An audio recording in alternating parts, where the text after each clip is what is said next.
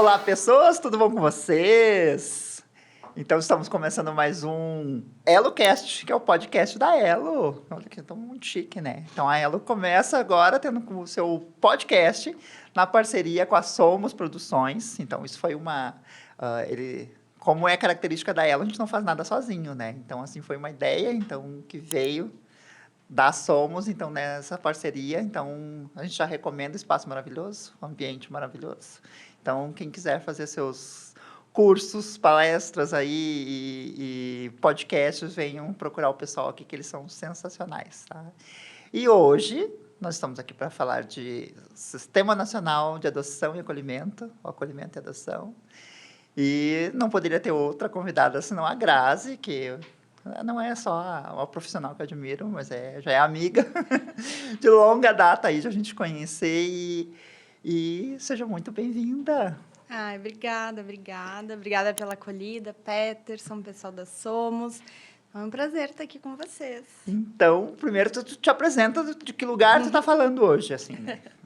Então, eu sou Graziela, né, assistente social aqui do Poder Judiciário do Rio Grande do Sul, e desde 2020 eu componho a equipe negocial do Sistema Nacional de Adoção e Acolhimento, a SNA, do CNJ, que é o Conselho Nacional de Justiça. Então, nós participamos ali da parte do suporte aos tribunais do Brasil em relação ao sistema, a gente compõe as regras do sistema, faz a manutenção, o desenvolvimento dos requisitos, das funcionalidades, enfim, a gente dá o suporte técnico para os juízes da presidência do CNJ para poder pensar o sistema e aí qualificar permanentemente, escutar os tribunais, as sugestões, né, as reclamações também, porque a gente sabe que um sistema está em constante aperfeiçoamento. Então, hoje é esse o papel. E essa equipe ela é composta por representantes de vários estados, vários tribunais. Como é que funciona?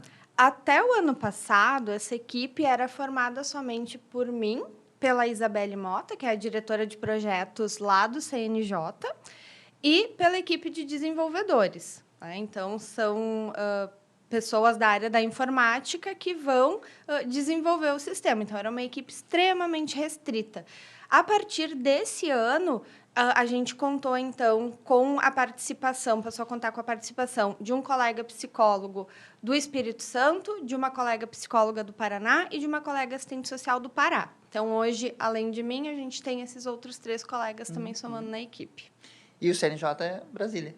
CNJ em Brasília. Então, já tem representatividade aí já de diversos lugares, assim.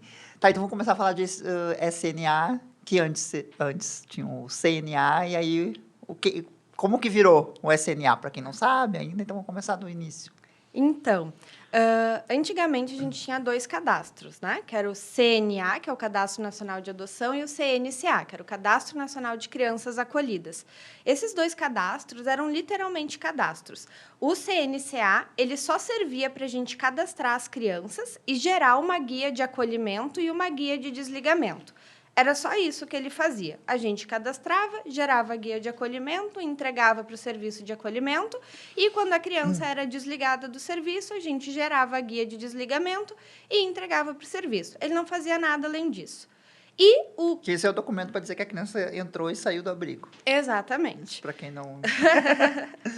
E o CNA, que era o Cadastro Nacional de Adoção, era o cadastro que servia para a gente cadastrar as crianças que estavam aptas para adoção e os pretendentes que estavam habilitados para adotar, para que a gente pudesse fazer o cruzamento dos perfis e, então, poder ali localizar famílias para aquelas crianças. Então, era o único objetivo do sistema, fazer esse cruzamento e localizar famílias para aquelas crianças.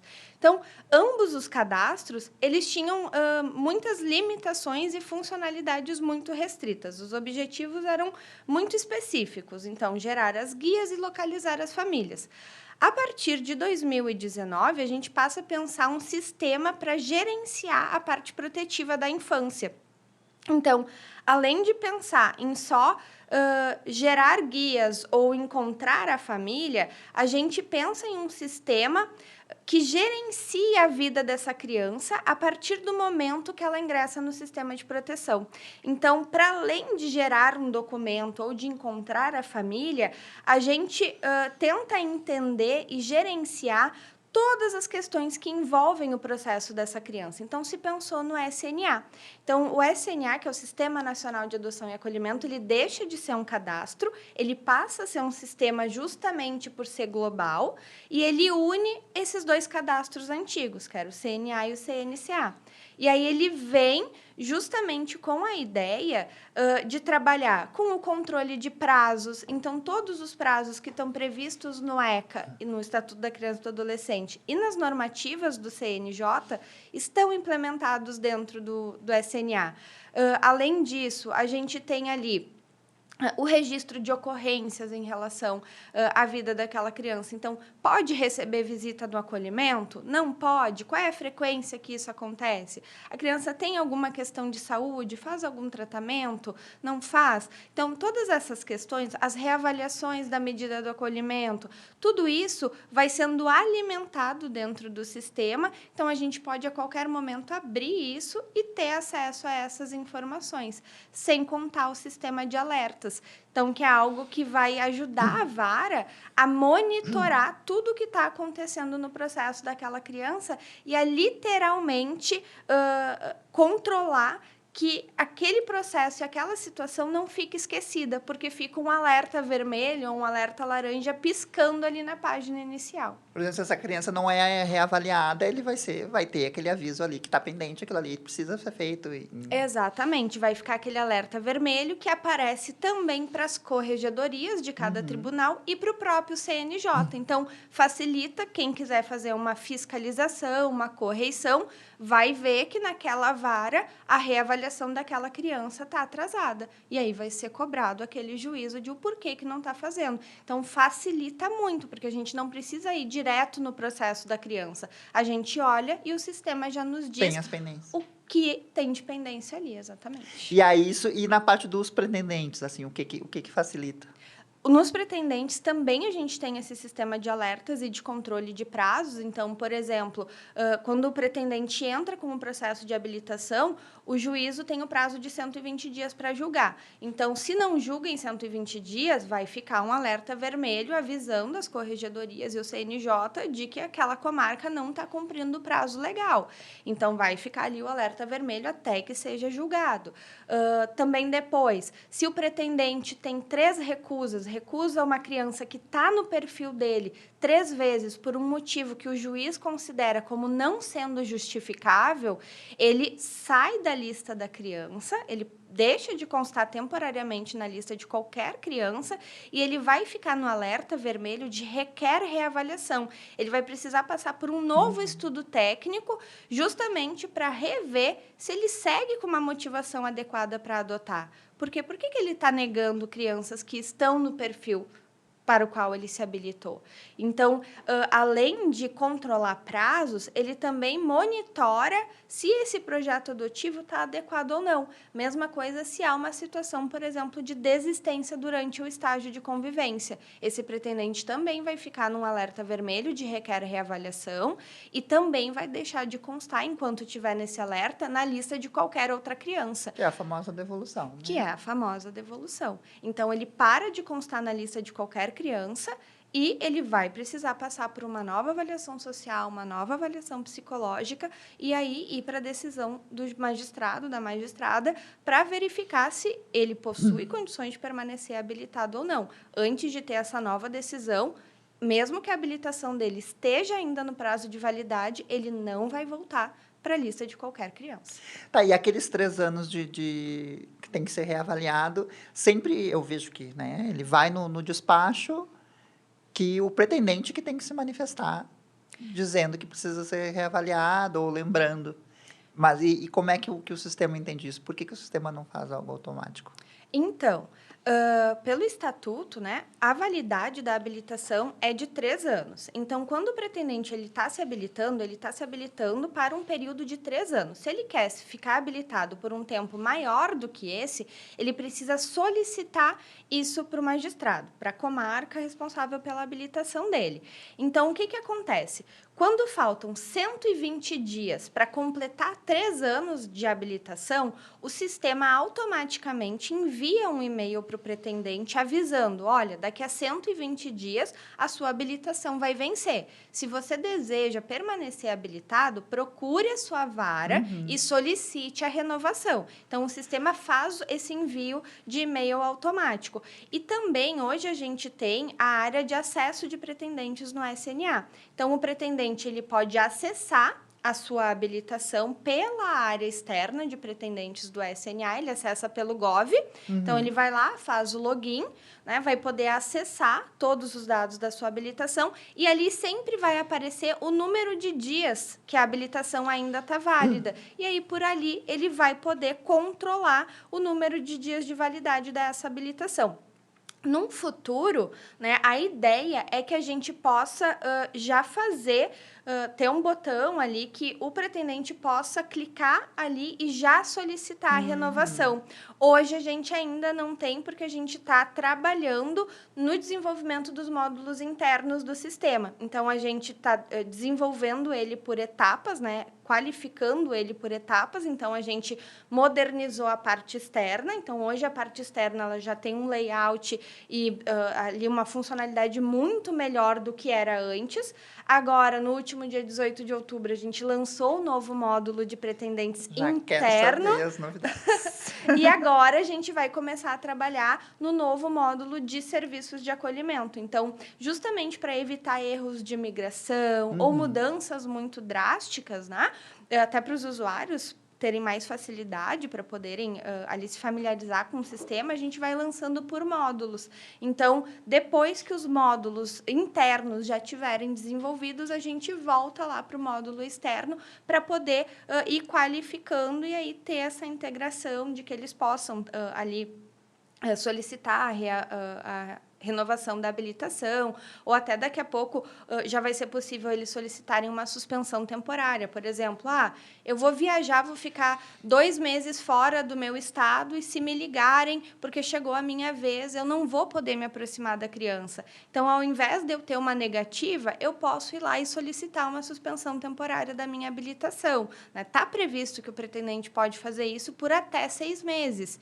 Então, ele pode ir lá, clicar, né, solicitar essa suspensão e a habilitação dele vai ficar lá paradinha, não tem problema nenhum, não é um prejuízo. Claro, vai descontar do período de 3 anos, não vai adicionar um período a mais, mas ele pode fazer isso e evita que daqui a pouco o juiz avalie que ele tem uma negativa por motivo não justificável. E aí, porque nós tivemos várias situações aí de gera um prejuízo, pandemias, né? enchentes, e que afetaram as famílias e não tinha condição de receber uma criança naquele momento, né? Exatamente. Isso a gente viu bastante, assim.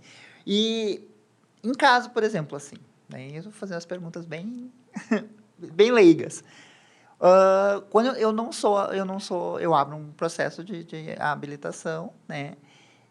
E aí eu fui reprovado por algum momento, assim, né? Não fui habilitado. E aí o juiz pede há 6 meses uma nova avaliação. Isso ele vai para dentro do SNA também ou ele fica num processo separado?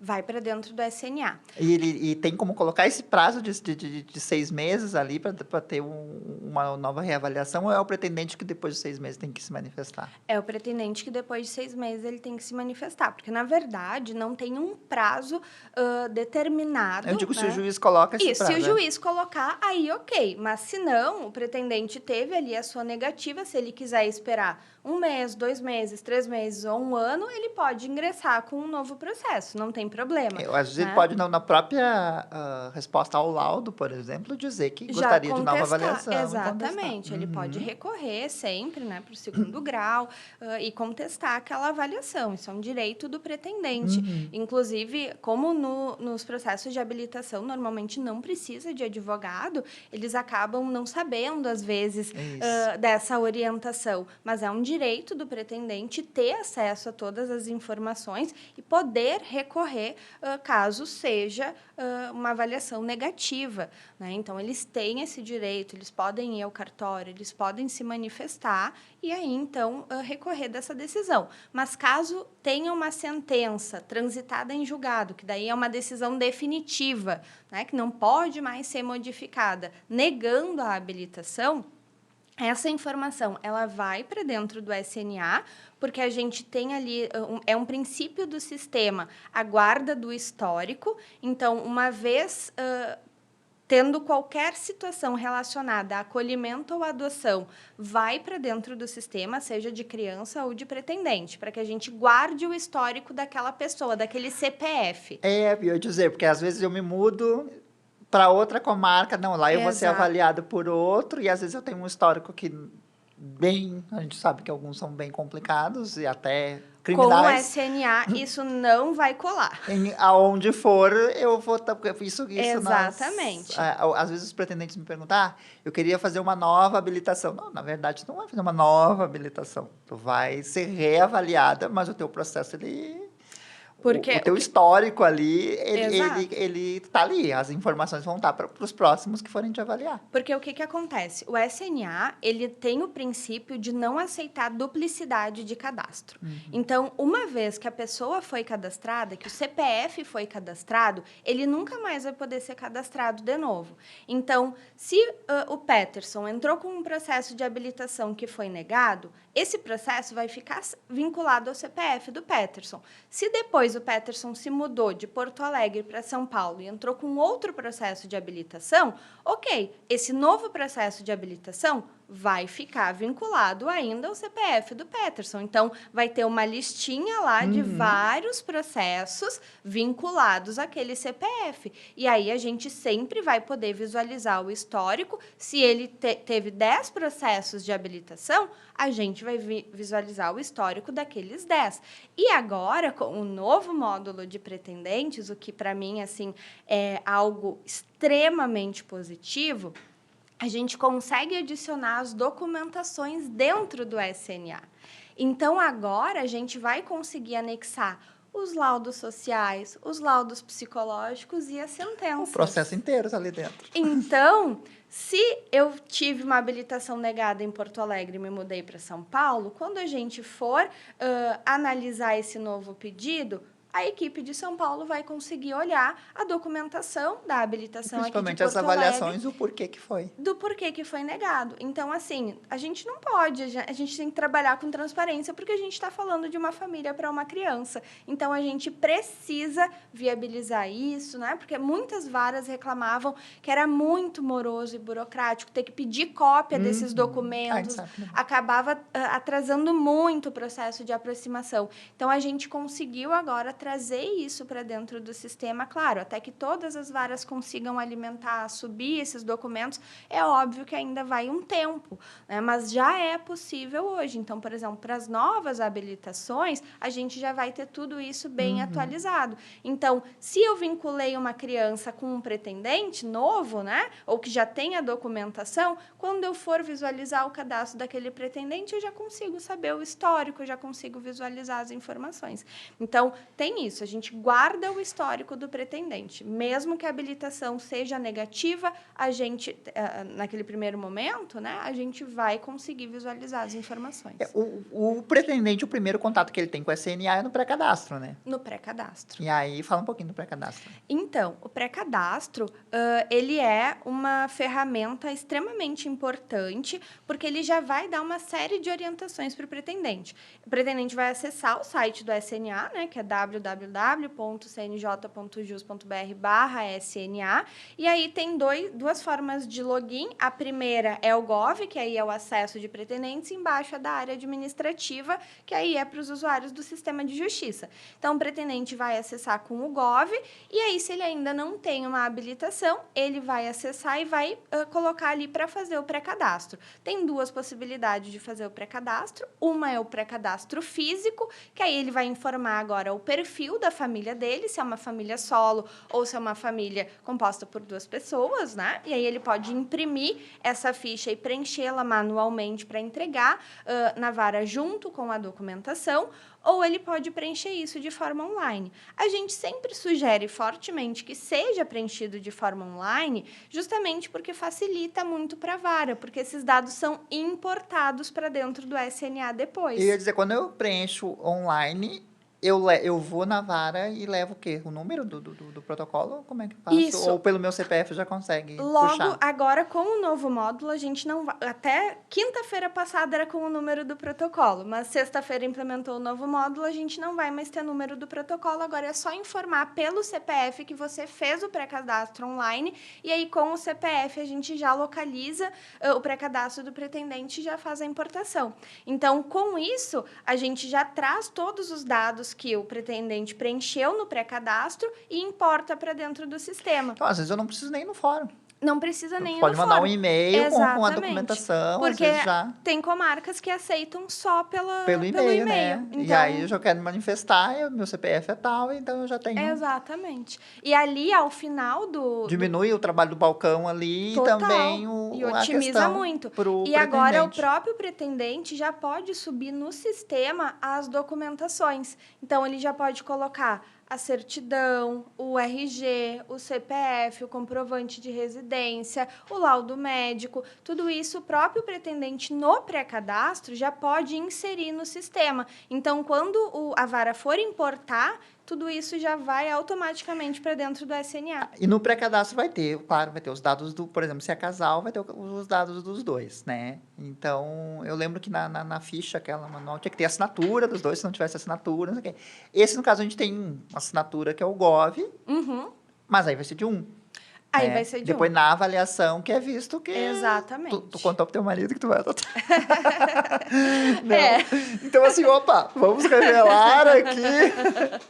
Não, mas é isso, fica no Gov de um e sempre vai ser... Daí, o acesso, a partir de então, o acesso ao SNE vai ser sempre nesse Gov.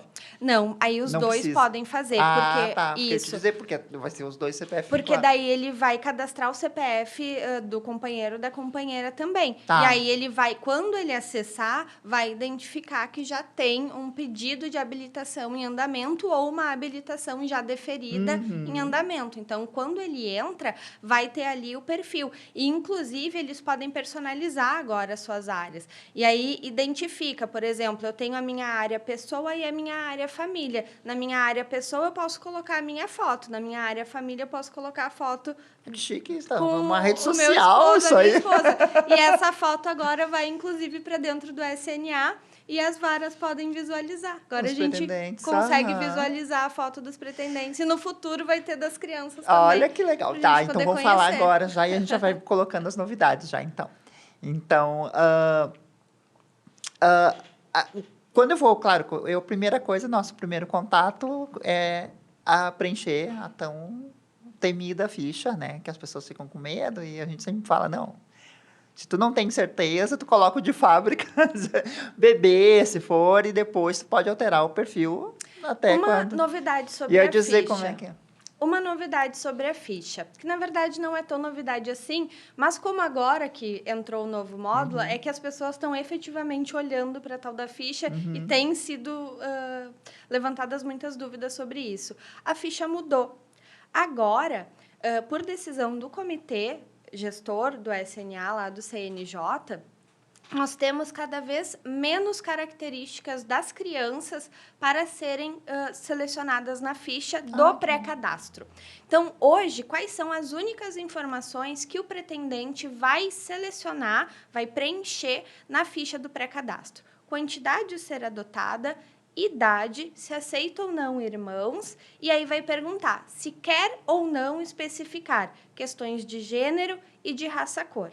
Só essas duas. Se quiser, aí sim vai perguntar qual o sexo, na verdade, e qual a raça-cor. Não pergunta mais nenhuma outra informação sobre questão de saúde, sobre qualquer outra informação. Por quê? Porque se entende que, nesse momento, o pretendente ele ainda Não construiu. O seu perfil, ele ainda não passou pelo curso de preparação, ele ainda não entende quem é a criança real? Ele ainda está naquele mundo ideal de que, bom, eu quero adotar aquela criança saudável, perfeita, né? Ele ainda está Ou no qualquer processo criança, idealizado, né? Então, a gente precisa... Só quero ter um filho, né? É aquele momento que nem Exatamente. sabia que tinha que preencher E isso. muitos pretendentes também relatam um desconforto enorme É, na hora mas de é preencher. Então, a gente trouxe essa diminuição de campos, de características. Mas se eu não quiser colocar raça cor, eu não preciso. Não precisa. Mas ele vai entender que daí aceita todas. Aí a gente vai dizer que ele Ou é não quer indiferente? especificar esses campos. Ah, entendi. Isso, daí esses Mas campos, isso no por futuro vai enquanto, precisar ser especificado? Não. vai precisar... Não, daí o que acontece? Daí a gente vai dizer que ele não quer especificar nesse momento. Então, vai importar sem o dado. Aí, quando ele passar pela avaliação social e psicológica, aí vão ser apresentados todos os campos em relação às características das crianças. Aí, sim, os campos vão ser discutidos. E aí, se vai decidir, junto com os pretendentes, qual é o perfil que efetivamente ele está ou não preparado para adotar. Então, está me dizendo que até o processo de avaliação mudou. É o que a gente quer incentivar, né? Que Para cada que seja, vez... claro, já é um processo de avaliação, tem até um entendimento diferente entre alguns profissionais, mas assim, eu entendo que realmente ele é um processo que tu vai construir junto com o pretendente, que vocês vão discutir perfil, e não é uma prova, né? Saber, a gente já viu, acho que tu já também, né, algumas avaliações onde tu quer saber o quanto que o pretendente sabe, não, ele não sabe tudo, então ele não é habilitado, e não é por aí, né? Não, tudo é uma construção, até porque a gente forma nunca vai alguma. saber tudo, né? E tudo que a gente estuda, às vezes, é diferente do que vem a nossa criança. Exato. Como é que é? É o estudar, é o saber para não saber nada. Então, no final, é isso. E aí, então, assim, então, cabe, então, as varas, e aí, quem é que vai, ou o profissional mesmo, porque a gente tem muita vara que, né, uma grande maioria, que não tem profissional, né, lotado, não tem profissional ali, então, são peritos, então é o próprio, o gabinete ou o cartório que vai preencher isso de acordo com a avaliação. É isso. Então, na avaliação, eu vou ter que colocar, olha, pretendente, raça Isso, X... porque o que acontece, né? Sempre o que a resolução 289 de 2019 do CNJ determina? Quem é a autoridade responsável pelo preenchimento e por zelar pela correta inserção dos dados no SNA? É a autoridade judiciária competente. Quem é a autoridade judiciária competente? O juiz da infância de cada comarca. Então, e quem ele delegar ali. Exato. Então, só vai para dentro do SNA o que tem determinação judicial para ir. Então, quando a gente insere o perfil do pretendente no SNA, ele precisa ter sido determinado. A gente não pode... o que está na avaliação técnica é sempre um parecer, né? Sendo uma sugestão para o magistrado que ele acolhe ou não acolhe. Então, na sentença, é sempre indicado que fique especificado qual é o perfil que aquela sentença está habilitando aquele pretendente. Então, na sentença, a gente precisa dizer, olha, é isto que precisa ir para dentro do SNA, porque é o juiz que determina o que vai para dentro do SNA. Igual chega muita dúvida no CNJ. O pretendente veio no balcão do cartório e pediu para colocar que antes ele só aceitava crianças brancas e agora ele quer de todas as raças. Eu posso só alterar? Não, não pode, porque quem determina que dados vão ser alterados no SNA é a autoridade judiciária competente. Então, nenhuma informação pode ser inserida ou alterada dentro do SNA sem prévia determinação judicial. Por quê? Porque precisa passar por esse crivo. E se o juiz entende... E no meu entendimento técnico, por exemplo, que precisa reavaliar. Uma pessoa que antes só aceitava crianças brancas e agora vai aceitar, por exemplo, crianças negras, indígenas, pardas, será que ele está preparado para lidar com todos os desafios que uma adoção interracial vai impor? A gente precisa refletir sobre isso. Né? Ou ele só quer colocar que agora aceita de todas as raças porque avalia que isso vai ser mais rápido? Então, a gente precisa refletir sobre isso. Então, não é só colocar, ai, que bom que ele está ampliando, agora vamos lá, vamos preencher e vai dar tudo certo. Não, a gente precisa pensar sempre pelo viés da proteção da criança. Então, antes de sair preenchendo e inserindo qualquer informação no sistema, a gente precisa passar pela consideração do magistrado. Ah, mas torna burocrático. Ok, mas também torna mais protetivo e Isso. dá respaldo para as equipes. Porque o que acontece? Porque às vezes sai a sentença, e aí o que se faz ali? Tu vê pelo próprio cadastro preenchido pelo pretendente, que é ali... Ah, tá, está apto à adoção de acordo com o perfil desejado. Daí vai olhar o perfil desejado, é aquele que ele preencheu. Mas, na verdade, agora não. Agora isso vai ser discutido, porque esse perfil desejado do pré-cadastro, ele vai incompleto. Então, às vezes, o próprio Ministério Público pode identificar, ó, tá faltando informação... E vai faltar. Está faltando informação do qual perfil para se cadastrar no CNA. E aí vai para o juiz, que ele vai talvez pedir nova informação, enfim, né? Então, eu acho que mudar uma cultura aí também até dentro, acho que é bom também para nós, técnicos, e a gente vai se aprimorando até no que a gente vai fazer realmente. Acho que tem uma discussão muito grande Exato. E é uma nas forma, avaliações, né? E é uma forma de incentivar e até, de certa forma, tensionar que todos os campos do perfil sejam efetivamente discutidos e refletidos na avaliação. Porque a gente sabe que quanto mais... Ok, né, não tem fórmula mágica, mas a gente sabe que a tendência de quanto mais preparados e refletidos os perfis forem, menores são as chances de ali na frente haver uma possível devolução. Então, se a gente reflete mais sobre isso, se a gente conversa sobre isso, se a gente efetivamente vai discutir cada item desse perfil, vai discutir qual é a abrangência, potencialidades, dificuldades, né? Então, eu quero adotar até 8 anos. Bom, vamos refletir sobre as dificuldades e as potencialidades dessa fase da vida, então. E são 2 pontos ali que não é preenchido agora, porque eu acho que são os mais importantes de obrigatoriamente tu precisa discutir, que é saúde e questões étnicas, né? Raça e...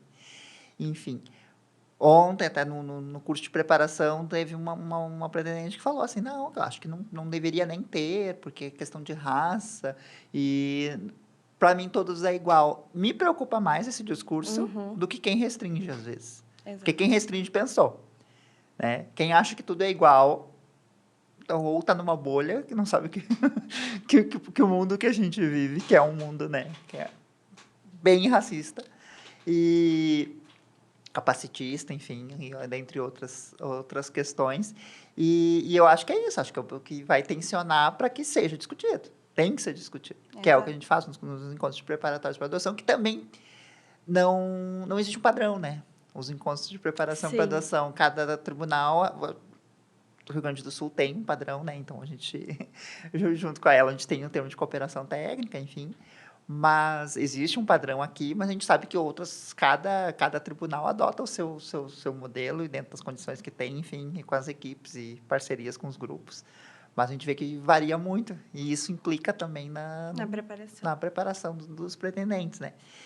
E aí, agora vamos começar a incomodar, então. Vamos. Vou entrar dentro dessas questões. A questão de raça, né? A raça-cor. Eu posso preencher, né? Sempre pude preencher a raça da criança que eu desejo. Né?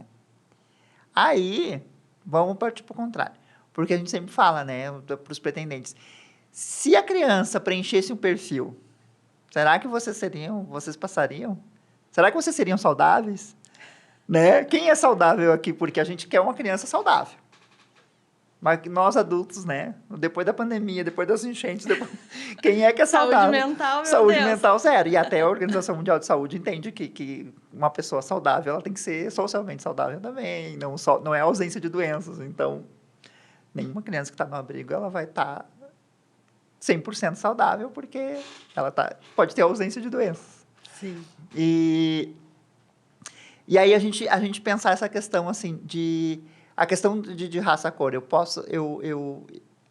a criança não pode escolher a raça-cor, por exemplo, do seu pretendente. Porque o pretendente, até então, sei que tem novidades, até então o pretendente nem precisaria colocar essa questão de raça-cor. Então, às vezes, eu acho que falta... tem ações e questões, e aí a gente pode falar mais sobre isso, que falta indicadores, assim, porque ficava... A própria devolução, depois a gente pode falar um pouco. Mas que falta números para tu saber, porque quando eu faço o curso de preparação, às vezes tem 100 telas. E aí eu olho que dessas 100, posso dizer que tem 4, 5 casais negros. Claro, a gente sabe que é um recorte da sociedade, que se eu for fazer o contrário, se eu fizer isso no Mulheres Privadas de Liberdade, o recorte vai ser outro, né? Ou dentro do abrigo. E aí eu fico pensando, né? Por que não tinha? Ou ninguém pensou sobre isso? Como é que é agora? Então, realmente, era uma questão muito falha que o sistema tinha e era uma necessidade muito grande que a gente também identificava até para poder desenvolver políticas públicas e pensar em indicadores de quem são esses pretendentes, quem são as pessoas que adotam no Brasil, enfim, né? Qual é o perfil? A gente fala tanto do perfil da criança, de quem são as crianças e adolescentes acolhidos, quem são as crianças aptas à adoção, quem são os adotados, quem são os reintegrados à Porque a gente fala do família. melhor interesse da criança, mas é adulto escolhendo criança. Exatamente. Então, cadê o melhor interesse da criança? Exatamente. Então, justamente pensando nisso, que desde o ano passado, né, foi aprovada essa alteração no módulo de pretendentes, e aí a gente fez um pente fino, assim, revisando todos os campos, e aí, na última sexta-feira, no dia 18, foi implementado, então, um novo módulo de pretendentes interno do sistema, e a partir de agora, então, a gente vai contar com dados muito mais detalhados para que a gente possa obter esse perfil de pretendentes e, consequentemente, tendo a manifestação de uma criança, por exemplo, de alguma restrição em relação à família que ela quer pertencer, com certeza a gente vai poder considerar, porque o princípio do melhor interesse. A grande maioria, a gente sabe que a gente é muito mais chato que as crianças, porque as crianças, elas aceitam, né? Elas são muito flexíveis, aceitam famílias de diferentes configurações, enfim. Mas como, né, a gente já conversou em off também, eu tive um caso, assim, que quando eu trabalhava no acolhimento, a menina queria ser adotada por pais negros. Ela adorava o Black Power dela e sempre quis ser adotada por pais negros. E a gente entendia que isso tinha que ser respeitado. Mas, na época, tinha uma bendita da fila, da CNA, que tinha que ser seguida, e não tinha como filtrar. Né? Tu não sabia, tu chamava para depois saber que cor eram esses pais, porque tu não sabia não quem... tinha o campo. Não tinha o campo. Então, tu não sabia quem eram os próximos na fila. Eu nem gosto desse termo, mas... E quem eram os próximos pretendentes, mas tu não sabia. Então, isso... da minha forma, eu sei que ela foi adotada por uma família branca, foi feito um trabalho com ela antes, e coisa, tá feliz, tá bem, ok, mas, ao meu entender, é uma violência. Uma micro, sei lá, ou macro, dependendo da criança, dependendo de como foi trabalhado isso. Mas eu acho que é uma violência. É um momento que aí não é o melhor do interesse da criança, e sim do sistema na época. Exatamente, exatamente. Então, hoje a gente já tem implementado no sistema, então, campos que vão poder nos dizer nome social, vão poder nos dizer sexo, gênero, identidade de gênero. Então, já tem também uma... Tanto dos pretendentes quanto das crianças? Das crianças, a gente hoje tem sexo e gênero. Tá? A gente ainda não tem identidade de gênero, porque ainda se tem uma discussão de se, de criança pode ter identidade sexo de gênero é masculino e feminino. Então, assim, é só para adolescente? Não é? Então, tem uma discussão tem ainda. uma discussão ainda que não está pacificado. Então, foi implementado... Envolve ideologias aí também. Então, foi pacificado para os pretendentes, que são todos adultos, eles que vão informar. Então, é declaratório. Autodeclarado, né? Exato. Então, eles vão poder dizer, né? Então, essa questão do gênero e da identidade de gênero pode ser implementado para os pretendentes hoje, assim como a questão de raça. Então, hoje a gente também já tem questões de renda, tanto familiar quanto individual, questão de moradia, até para identificar se a moradia é própria, cedida ou alugada. Não que isso vai implicar na avaliação, não que isso implique de forma alguma, mas para a gente poder entender qual é o perfil mesmo. Quem são as famílias que adotam? São famílias de baixa renda, de classe média, de a renda mais alta? São famílias que têm casa própria? São famílias que moram em moradias financiadas? É para entender mesmo qual é o perfil do pretendente que adota no Brasil. Porque qual é a maioria, né? A gente usa também, até tá aqui, ó. semana passada, quando a doutora assinaram, eu mostrei um livro, agora eu vou mostrar outro. Ó. Um Adote com Carinho, da Lídia Weber. Maravilhosa.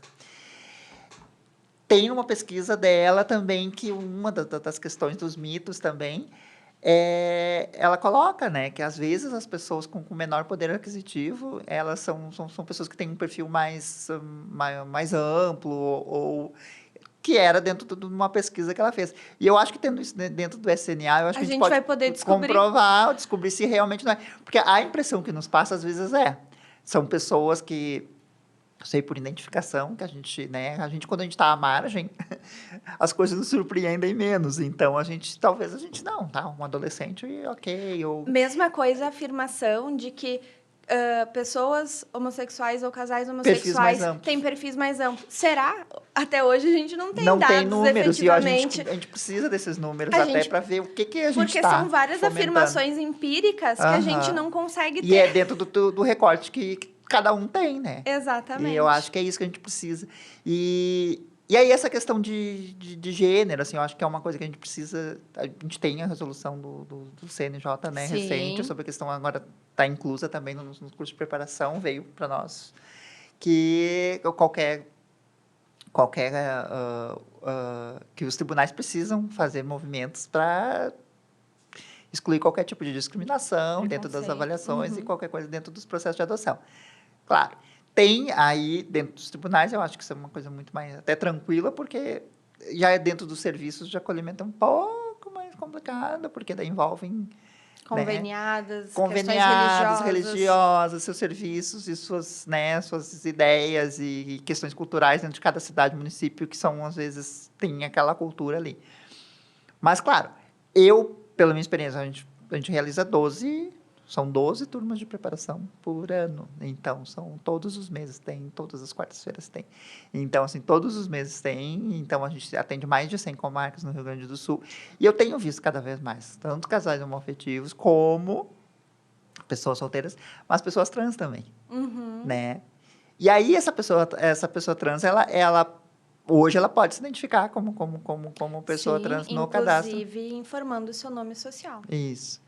Mas, assim, se ela já tem a troca de documentação e tudo certinho, se ela não quiser se identificar como pessoa trans, ela também não precisa. Também não precisa. Né? Porque ela não é uma mulher. Pronto, exato, é um homem. Também não precisa. Não precisa, né? Só se ela se sentir à vontade até para ter esses dados, que é interessante. Mas não é uma coisa que vai fazer diferença na hora da proposição. Exatamente. Nem pode, né? Não, fazer de forma alguma alguma. coisa, imagina. E até porque também a gente já viu algumas questões de aproximações e que a pretendente não. Eu quero contar. Não é a equipe que tem que contar, falar sobre isso. Meu filho, eu vou contar na hora que for. E eu acho que é isso, assim. E a gente... E aí tu falou que é uma questão que não é pacificada, mas a gente precisa falar também dos adolescentes, né? Da questão eu não acho que tem que ter como opção para o pretendente. Se eu aceito uma criança homoafetiva ou não. Até porque hoje pode não ser, amanhã pode ser, Sim. enfim. Mas a gente precisa, é uma coisa que a gente acho que ainda é falado pouco, né? E aí eu queria ver o que tu acha um pouquinho e como que a gente, né, dentro das ferramentas que a gente tem sobre os adolescentes que estão nos abrigos são LGBT, QIAPN+, ou, né, principalmente a gente tem a questão da trans também, que tem adolescentes que estão em processo. E a gente sabe que esses são preteridos, né? Então, é uma questão que a gente tem identificado. Claro, hoje ainda não se apresenta como um volume grande, mas a gente precisa, enquanto sistema, enquanto CNJ, encontrar uma solução e a gente tem tensionado para isso. Não apresenta por não ter registro também, talvez. Justamente até em decorrência de o sistema hoje não permitir identificar. Mas, por exemplo, isso acaba prejudicando principalmente adolescentes, porque quando eu entro, por exemplo, numa ferramenta de busca ativa, e aí eu vou inserir o Pedro, mas eu coloco que ele se chama Pedro, mas a foto do Pedro na busca ativa, na verdade, se refere a Maria, isso é extremamente violento. Uhum. Porque o Pedro se identifica como Maria. O Pedro não é o Pedro. O Pedro não é o Pedro, exatamente. Né? Então, a gente precisa ter uma forma de conseguir respeitar isso. E aí, a discussão, né? Bom, mas será que isso é uma fase? Será que isso é transitório? Será que depois dos 18 anos isso ainda vai seguir? Né? Porque, bom, isso vai ser tão definidor agora para o Mas momento... tu não entende que isso seria a questão de gênero, orientação sexual. Você poderia ser uma opção colocada pelos pretendentes, não? Não, com certeza. Isso não, com certeza Eu não. não tenho isso. Não, com certeza não. Isso deles Como as poderem pessoas selecionar colocam, de eu acho forma que de não. raça já é uma coisa bem debatida, Não, questão de não, de forma orientação, não. alguma. A minha preocupação é Tem como indicadores. hoje o sistema... Não, em relação aos pretendentes, eu acho que a gente deveria ter os indicadores deles, que hoje a gente já tem, e eles selecionando ali se tem preferência ou não pelo sexo, terminou. É ali até onde eles podem ir. Tá, mas Foi. aí eu... Mas a minha questão é como a gente vai poder ser mais protetivo para essas situações de adolescentes que são trans, de adolescentes que, principalmente, que não se identificam com o corpo em que estão e que, enquanto sistema, a gente está reproduzindo uma violência porque eu estou apresentando a Maria como Pedro. Entende? Então, hoje, isso ainda se perpetua. Mas, como sistema, a gente ainda vai precisar e a gente ainda está caminhando e debatendo... Como sociedade também. Exato, de como a gente vai solucionar essa questão. Entende? Porque o que eu penso essa hoje é a incógnita. Como que eu coloco o Pedro, que na verdade é, né, o Pedro de registro, que na verdade é Maria, né? Como que ele vai entrar como menina ou como menina? Hoje, ele é Tem que entrar cadastrado como tal menino. qual a documentação. É. Hoje Se é uma violência cadastrado. também. Exato. Porque aí o pretendente, ele está esperando o menino. Exato. Né? Exatamente. E aí, então eu acho que é uma violência com todos. Acho que é um constrangimento, como tu falou, e é uma violência com todos. Então, talvez Exatamente. o Pedro ali, que na verdade o nome social é... Mas agora o nome social, por enquanto, é só para os pretendentes, né? Por enquanto, sim. Exato. Então, é isso que hoje, enquanto sistema, a gente está debatendo, né? E, enfim, e sempre abertos a poder ouvir e receber ideias também da própria sociedade, né? Então, o comitê, ele recebe essas sugestões e essas questões, inclusive dos grupos de apoio, né? A Angad sempre está levando sugestões, enfim, de como seria mais adequado implementar essas questões hoje, né? Claro, todas essas mudanças mais... Que essa é uma aproximação, é o tipo de aproximação na adoção que ela é manual daí, né? Exato.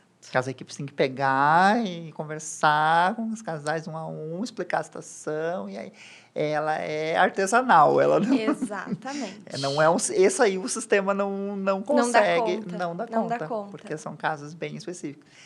E a gente tem uma questão também, que é a questão das doenças, né? As questões de saúde. Sim. Tem o entendimento de quem preenche, tem o entendimento de quem vai adotar. Que é muito difícil, porque a gente, né, não é médico, enfim. E eu acho que até quem é médico tem eu acho que muitos que são da saúde olham aquela ali, não pode classificar assim. Olha, uma pretendente, ela colocou uma questão que é bem... Ela disse, eu não acho que tenha que ter elencado todas as doenças, mas poderia ter o nível de suporte que essa criança ou adolescente precisa. Porque, assim, se eu coloco